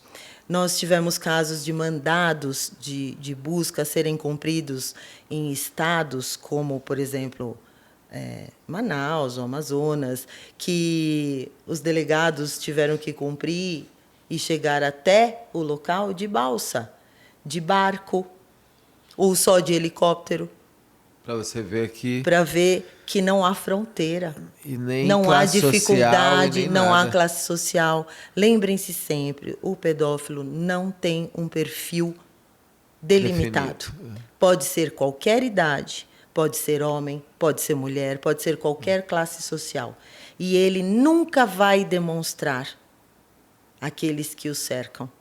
Nós prendemos alguns indivíduos que diziam assim, olha, eu nem socializo com a minha família, eu não vou em festa infantil, eu não frequento lugares que tenham crianças, porque eu sei do meu problema, eu tenho consciência. Então, eu não quero... Eu só vejo. Eu não quero frequentar. Porém, ele tem que satisfazer a lascívia. E aí, essa satisfação está com as imagens que ele vai conseguindo. São Paulo foi onde mais teve gente? Deve foi. Ser porque é onde mais tem São Paulo, onde mais teve gente. Nós tivemos... Presa, né? Nessas operações. E nós tivemos a honra de realmente coordenar todas essas operações Luz na Infância, através do Ministério da Justiça, aqui no estado de São Paulo. Inicialmente, eu estava nessa divisão de proteção à pessoa, no DHPP. Posteriormente, eu acabei indo trabalhar no outro departamento, que é o do departamento que cuida das delegacias da Grande São Paulo, mas também coordenei as operações por lá. E, a partir do momento em que a gente tem essa expertise e tem a habilitação para fazer investigação, em qualquer lugar que trabalhamos, podemos Vocês continuam fazendo? Fazer. Tem novas operações? Pelo Ministério da Justiça, ainda não há Não há uma previsão para que possamos deflagrar outras. Mas as polícias civis de cada estado têm sempre agindo o poder de fazer, sempre agindo em cima das denúncias, em cima da sua realidade. A Polícia Federal também faz esse trabalho. Você trouxe livros que são importantes para mostrar. São Vamos mostrar? Vamos. São livros didáticos para que os pais, familiares, possam ter acesso. Aqui, que é o Fifi e Popó para bebês, da Caroline Arcari. Eu acho importante. Esse é para quantos anos? Esses são de 0 a 3 a 4. Na verdade, são ilustrações e um texto bem fácil, onde é importante que os pais leiam com os filhos. Está com foco aqui?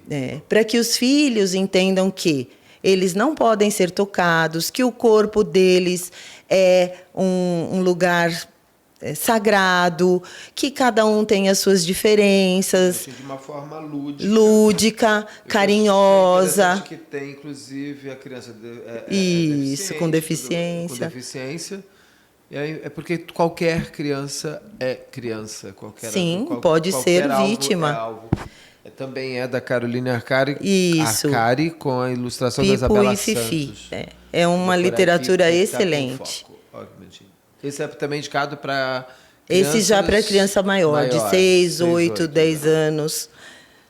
Opa! Todos eles têm uma linguagem muito fácil. Aí esse daqui é Meu Corpinho é Só Meu. É Só Meu, da Lara Nogueira. Isso é bom. As ilustrações, aonde a criança se sentir desconfortável no toque, já é um sinal. Ele tem uma coisa interessante, que ele é lúdico. E aí, quando você é lúdico, você consegue... Ele não tem o bicho-papão. Você grava, né? Porque é o que eu digo, a informação é a base de tudo. E as nossas crianças têm que se sentir protegidas. Esse é da Andréa Viviana. Isso, esse é uma história. Taubman, que Não Me Toca, Seu Boboca. Esse é uma história. É onde uma coelhinha, efetivamente, foi atraída por um bicho-papão, por um lobo mau, né? Que era vizinho, e ele realmente tentou assediá-la e ela conseguiu se defender porque ela tinha um conhecimento de que não pode ser tocada. Nossa, as ilustrações são lindas. São lindas, olha lá, o lobo mau, que pode estar representado aí, representar qualquer pessoa. Uma forma boa. Eu lembro daquela, quando eu era criança que eu cheguei a ver, eu acho, ou era meu irmão mais novo é 8 anos mais novo, que era uma coisa de onde eu vim, uma coisa assim que explicava o sexo para a criança, sem falar de cegonha. Exatamente. Pelo amor de Deus. Era uma coisa bonitinha, que você tinha acesso a uma informação importante sem te erotizar. Isso, exatamente. Sem te estimular na idade errada, mas para te explicar de onde eu vim, que o mundo é, como nós somos. Porque senão fica naquela tonteira lá de, você veio no pé de alface. Eu me lembro que tinha um amigo meu que não comia alface. Por quê? Porque eu nasci lá. Você é louco, né? Imagina, mas lá nasci em 73, Sim. né? Então, mas hoje eu acho que os pais têm acesso. Na internet vocês encontram esse conteúdo. Depois o Beto pode colocar, né? E eu acho que assim, a família, como nós falamos, é a base de tudo. É onde tudo começa.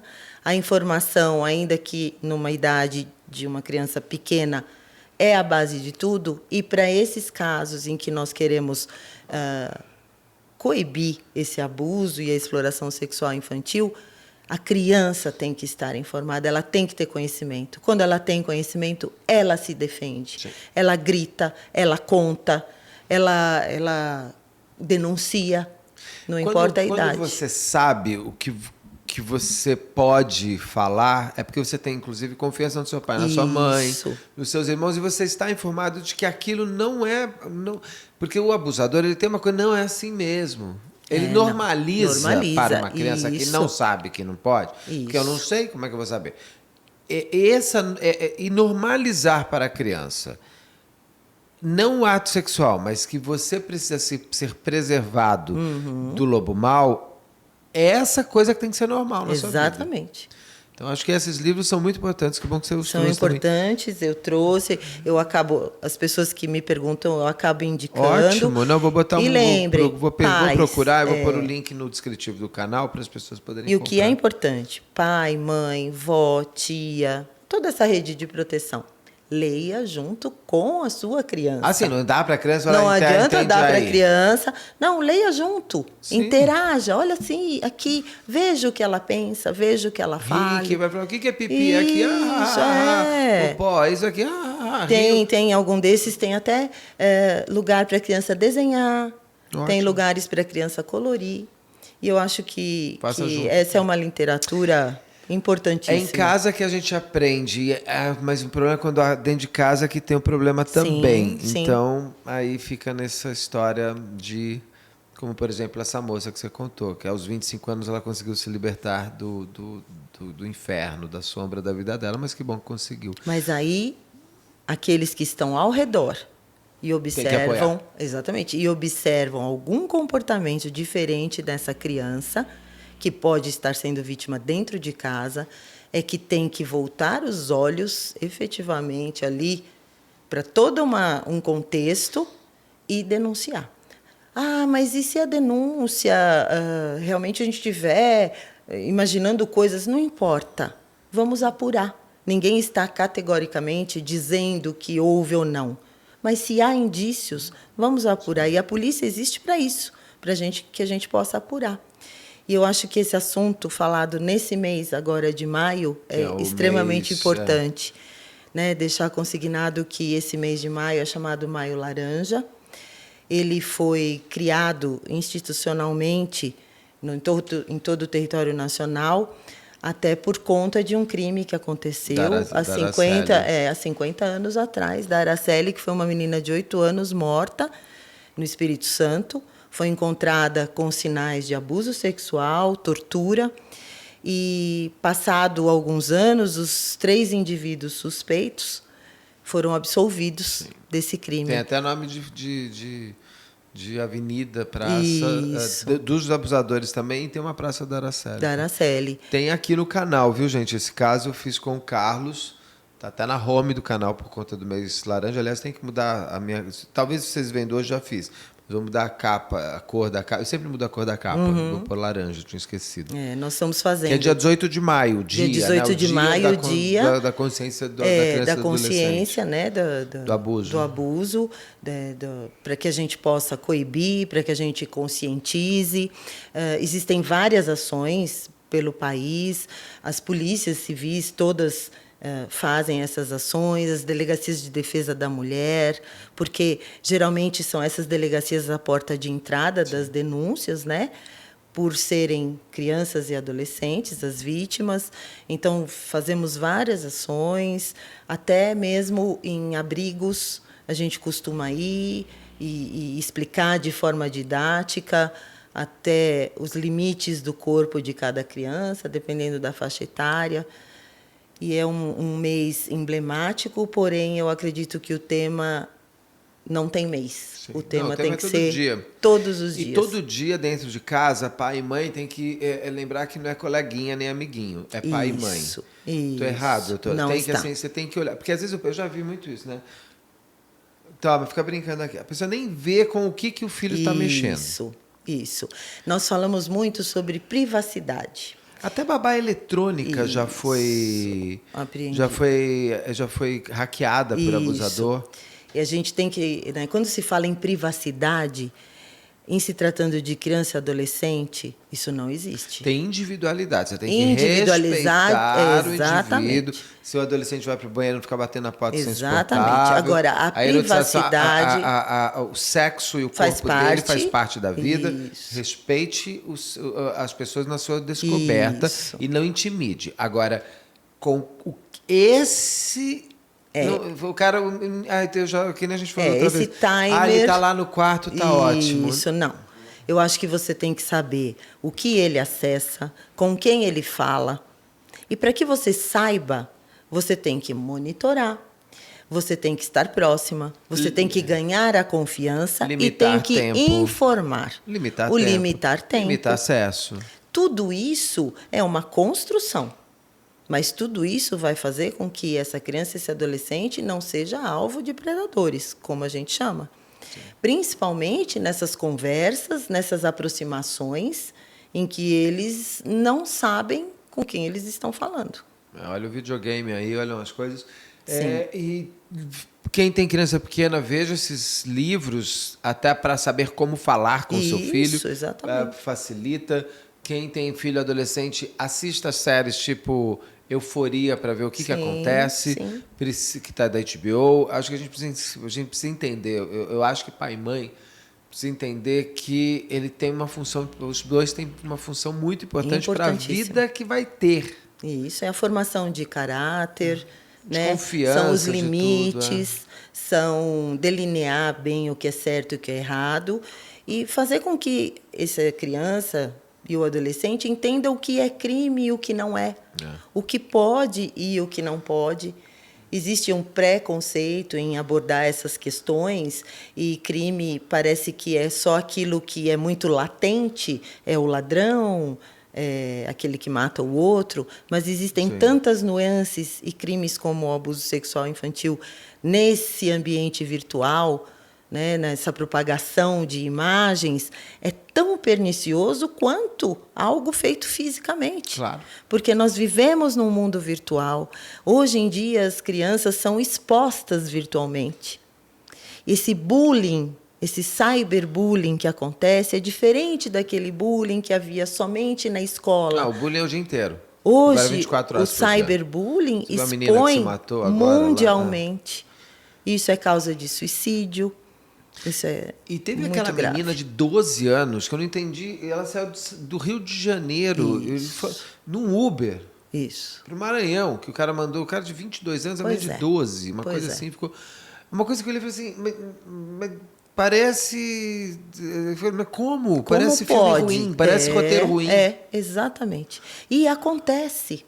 Como que esse cara do Uber sai do Rio para o Maranhão? O que aconteceu com essa menina nesse percurso todo? Acontece. Porque hoje em dia, lógico, as meninas elas têm um tipo físico que até aparenta uma idade mas essa mais velha. De 2 anos é uma criança, mas assim, tudo. É muito difícil. É muito difícil. As ações. O abusador, aliás, quer inocência, não quer? Ele não quer tanto a menina já com cara de adulta. Não, a patologia dele ele quer realmente... Ele quer a inocência mesmo. Ele quer a submissão. Ele quer destruir. Ele quer o controle. O controle com a inocência. Exatamente. Essa criança já está... Doutor, mais alguma coisa dessa sua experiência tão fantástica? Eu acredito que incrível você... Te agradeço muito de você vir dividir com a gente isso, porque eu acho que é bem pontuar isso. A minha vinda e a exposição foi feita de forma não tão técnica, para que todos possam acessar. Não é técnico, senão eu não vou entender, ela não vai entender. E para que vocês, vocês entendam que possam denunciar. Que possam ser orientados. Se tiverem alguma dúvida, vão até a Delegacia de Defesa da Mulher próxima à residência de vocês. Perguntem, não se acanhem, denunciem. Esse é um trabalho que a polícia tem também, vendo o lado social, o lado humano. Não é só o repressivo. Nós temos que orientar para que a gente não tenha que atuar tanto. Com certeza. Essa é a ideia, mas que se tivermos que atuar, nós vamos atuar até todos os limites da lei. Muito obrigado. Fernanda, quer perguntar alguma coisa? Comentar alguma coisa? Não? O que foi que te tocou tanto? Não quer falar? É que às vezes quando você vem de uma família...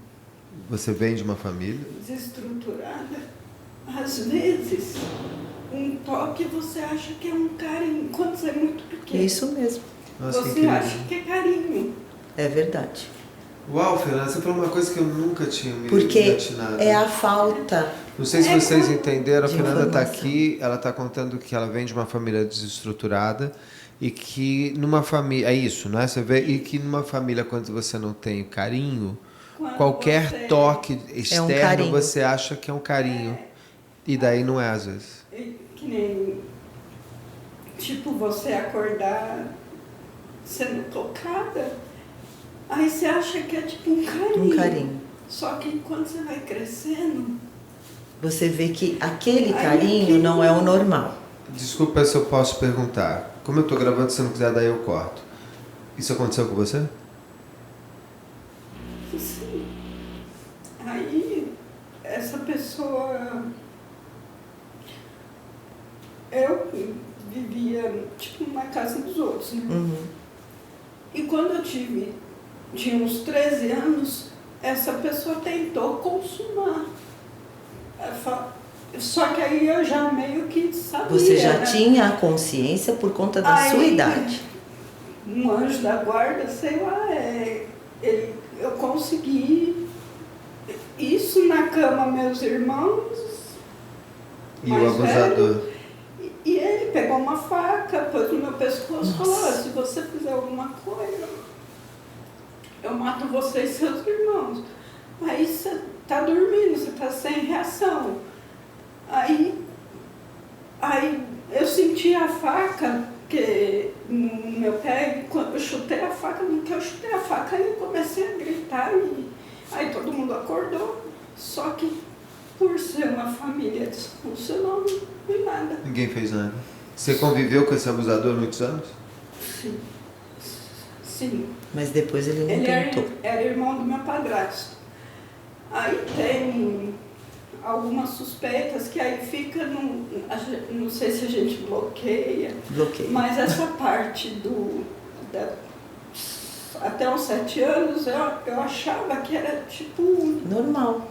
Um carinho, o carinho que você não tinha. Porque eu acordava, não é que eu presenciava, Sim. eu acordava com os toques. Uhum.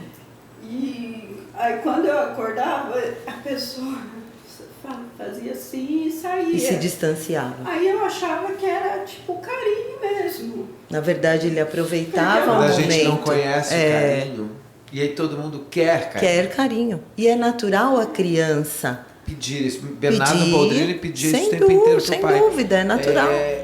E aí qualquer ação que parece ser, já que você não sabe o que é, Exatamente. você encara e você até espera, porque aquilo de alguma maneira te Exatamente. conforta. O desconforto. O desconforto. Aí depois... Passa a ser confortante. Nunca tinha É pensado muito nisso. triste. Aí depois, quando eu fui crescendo, e eu sempre tive seio grande numa época, eu nasci em 75, numa época que não era tão normal. Então, como eu fui me desenvolvendo, então eu tinha muita... Tanto é que até eu sempre tive muita vergonha do meu corpo.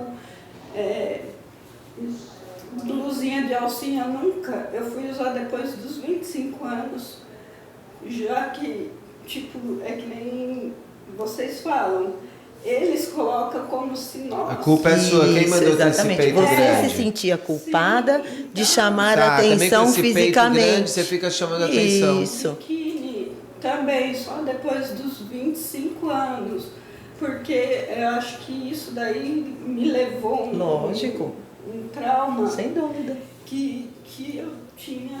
Mas veja, você ainda Hoje eu não tenho... ainda que tenha passado por essa experiência horrível, você teve num momento, um momento mais crucial que poderia realmente efetivar um estupro, você teve reação. Você se protegeu. Você conseguiu reagir e se proteger. Porque você, naquele momento, entendeu, não, o meu limite é aqui. Não é um carinho. Agora entendi que esse toque nunca foi amor. Exatamente. Sempre foi só dor. Mas assim, antes eu já meio que... Foi Já sacana. achava estranho. Eu já achava estranho. E você não contou pra ninguém, não comentou com ninguém, nada? Nunca. É que nem eu falei, eu achava que era uma Culpa coisa normal. sua. E como eu já morei até em orfanato, essas coisas. Então, eu achava que aquilo ali era um carinho, porque eu já acordava. Só que aí, com o tempo, você começa a ver que não é você. E aí, quando chegou essa época, já estava quase sendo consumado. Exatamente. Porque você já era mais velha. Aí, porque ele teve que largar a faca para baixar minha roupa. E ele ia já cometer com violência Por exemplo, e grave ameaça. ela poderia denunciar. Poderia. Não, mas então, Já morreu? O desgraçado? eu acho que sim. Só que aí minha mãe, por ser toda essa situação, ela não foi atrás, aí você acaba acaba Não indo também. não tendo conhecimento, não tendo Lógico. suporte, nada. Lógico. Aí você cresce meio sem querer toque. As pessoas me... É engraçado. Mas é sem dúvida as pessoas isso. vão me abraçar e eu fico... Lógico, porque você, eu não você tenho. perdeu a referência do que é carinho, quando é um toque de carinho, um toque de amor, um toque erotizado, você perde a Você referência. está em trauma. Você fez terapia? Então, Faz. Porque muita gente importante. fala assim, Beto, você fica falando de fazer terapia, Essa terapia é ajuda. caro. Deixa eu contar para vocês. Tem o Ajuda, CAPS sim. aqui em São Paulo, Tem. tem todas as faculdades de psicologia do Brasil inteiro fazem Tem. atendimento gratuito. Isso é importantíssimo. Tem vários psicólogos que fazem pro bono, tem o seu grupo pro bono. Você querer fazer a terapia, você vai achar você buscou, você precisou, você quis. Até para tirar esse trauma. porque A se já saúde trauma, mental quando é você importante. realiza, o trauma acaba. Exatamente. então, só que como juntou várias situações durante esse tempo, mãe alcoólatra, Por isso você tem que fazer padrasto terapia. abusivo, eu comecei a fazer terapia um tempo, só que aí me diagnosticaram depressão, tudo. Aí eu fiquei mais... só que eu meio que levei essa situação para casa, porque, tipo, meus filhos, eu não tive... ficar agarrando, e eles cresceram meio sem esse tipo de carinho, porque eu acho queria, que o a impressão fato é... que eu queria... você não queria passar para eles o que você passou, né? Não, e Mas ela não talvez, aprendeu a ter o carinho. Mas talvez eu acho que nada é por acaso. Talvez você está aqui para ter ouvido a gente conversar Pensando, sobre esse tema, para que você consiga colocar para fora, para que você ressignifique toda essa situação, para que você hoje entenda que você não é culpada de nada. E você pode ainda e sempre vai ter tempo de dar esse carinho para os seus filhos. Eu virei a doida do... Que nem quando meus filhos eram pequenos, eu virei meio que a doida da... Não vai na casa dos outros. Porque você queria protegê-los. Total. Mas isso é uma questão importante. É importante isso. Quer brincar, brinca aqui em casa. Esses conselhos para os pais de segurança são importantes. Não fale com estranhos. Não fale. Às vezes, Falava, nossa, mãe, você é doida, toda vez a mesma coisa, vai sair. Que coisa, você né? contou já isso para os seus filhos? Você dividiu sua história com eles para eles entenderem o porquê? É porque às vezes é muito... Você tem vergonha ainda? Tenho. Tem? Não tem. Porque se for falar de tudo... Não Com tenha certeza, vergonha. esse seu relato aqui Você só foi ajuda as vítima. pessoas. Um pouquinho. O seu relato só ajudará outras pessoas a Não também tenha conseguirem dúvida. falar. Falar é importante, né? O mais importante é isso que eu penso. Que quando você não tem carinho na sua infância, primeira infância, você não teve carinho, você só teve... e quando alguém vem e te toca, às vezes você acha que é um carinho, Sim. meio que gosta. Reconfortante. Então você fica, Por isso que quando a gente enojada, pode... você fica enojada, Quando a gente porque pode você fala, orientar "Nossa, as crianças, até mesmo com essa literatura, aqui fala quais são os toques do sim e quais são os toques do não. Sim. Os toques do sim é um afago na cabeça, é uma mão dada, é um abraço de alguém que você confia. E os toques do não são aqueles nas partes íntimas, aqueles forçados, aqueles que não condiz com um carinho de verdade, que já entra no lado da erotização. Por isso que é aí, você bem falou, uma família que não tem uma boa estrutura, fica mais difícil você entender isso e a família te passar. Você meio que descobre sozinha. E só anos depois também. Fernanda, depois. Muito obrigado pelo seu relato. Muito obrigado. Se a gente Com certeza, puder te ajudar, ajuda muita gente. E se puder ajudar, a gente vai ajudar. Inclusive, também está aqui. Em Doutora todos os Kelly, minha sentidos. amiga, muito obrigado. Imagina. Assim, eu vou... É incrível, né? Como a vida a vida é. É interessante. É. Fernanda, aqui hoje, você aqui... Todos imbuídos, tudo se costura no melhor momento. No melhor momento. Muito obrigado. Já quero combinar outro. Só vamos pensar no tema. Olha, a doutora Kelly me trouxe. Ó, que bonitinho. A viaturinha, que fofa. Agora tem uma viatura. Para compor o cenário. Tá aqui, agora vai ficar sempre aqui com a gente. Doutora Kelly, muito obrigado. Muito obrigado, Fernanda. Muito obrigado, Saulo e Roberta, que também estão ali atrás. Você aí, por favor, não deixe de se inscrever, curtir, compartilhar, ligar sininho, marque nas suas mídias sociais. Se você chegou até aqui, vamos dizer que o mês de maio é o mês de combate ao abuso. Conscientização e combate ao abuso sexual infantil e exploração. Então, por favor, vamos deixar aí um acalento aqui também para a Fernanda e para Fernandas. E lembrando, a vítima é você, o culpado é o abusador. Escreve aí no comentário para ajudar as pessoas. Obrigado.